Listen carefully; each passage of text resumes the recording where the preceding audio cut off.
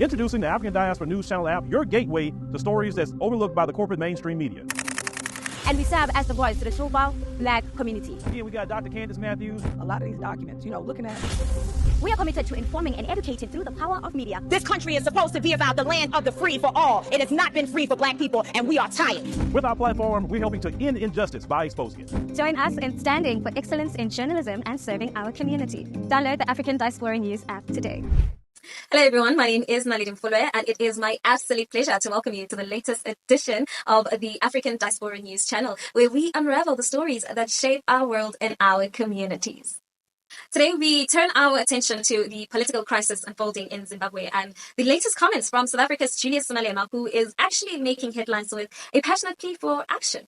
Now, Julius Malema, a leader of the South Africans Economic Freedom Fighter, has recently voiced his strong criticism against the current political climate in Zimbabwe. Now, speaking at the Rhodes University, Malema has called on the African Union to take a definitive stand against what he describes as tyranny in Zimbabwe. Now, his remarks come in the wake of the significant unrest, including the arrest of 18 opposition activists last week and 77 others who have been in pre-trial detention for several months.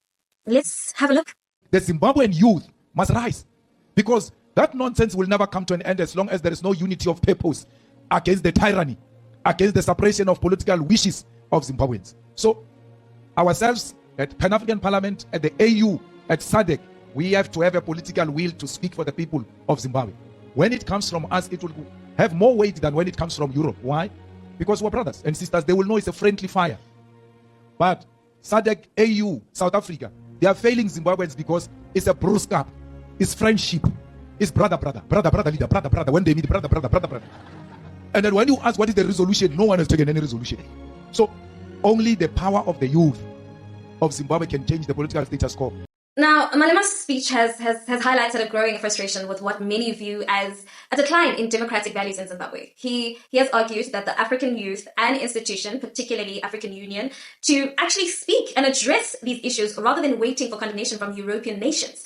And we all know that Malema's history with Zimbabwe is marked by his frequent criticism of Robert Mugabe. But despite this history, I think that his call for intervention actually emphasized a very critical point, which is the need for African leadership to actually confront and address democratic backsliding within the continent itself.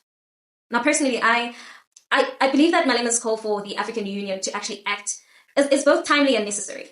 The issues facing Zimbabwe are not isolated. They are actually part of a larger pattern of democratic decay that has been affecting many countries. The African Union must take a stand against the tyranny taking place in Zimbabwe. We cannot, right, as African countries remain silent while our brothers and sisters are being suppressed.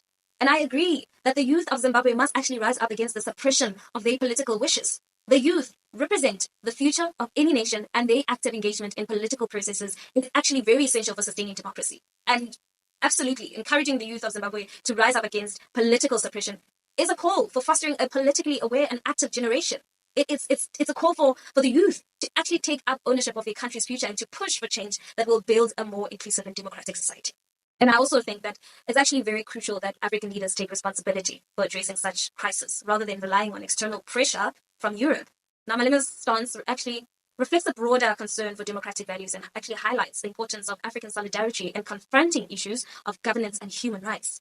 However, I think with that being said, the question still remains, right? Does Malema's critique unintentionally support Zimbabwe's internal critiques, potentially complicating the situation maybe? But also, while his calls for action may align with international condemnation, they also do reflect a genuine concern for democratic principles within Africa. Now, while Julius Malema's outspoken nature may attract controversy, the core issues he highlights are undeniably valid. The suppression of political violation of human rights in Zimbabwe demand the attention and action of the African Union and other regional bodies. It is time for African leaders to actually unite in addressing these challenges and ensuring that democratic values and human rights are not just ideals but realities for all Africans in the continent. Now, as the situation in Zimbabwe continues to evolve, we want to hear from you. Do you agree with Julius Malema's call? Do you believe the African Union should take a stronger stance against the political suppression in Zimbabwe? And what role do you think that the youth play in shaping the future of the nations? Share your thoughts in the comment section and engage in this crucial conversation. And while you're at it, please don't forget to give this video a thumbs up. That's it from me. Till we meet again, it is goodbye for now.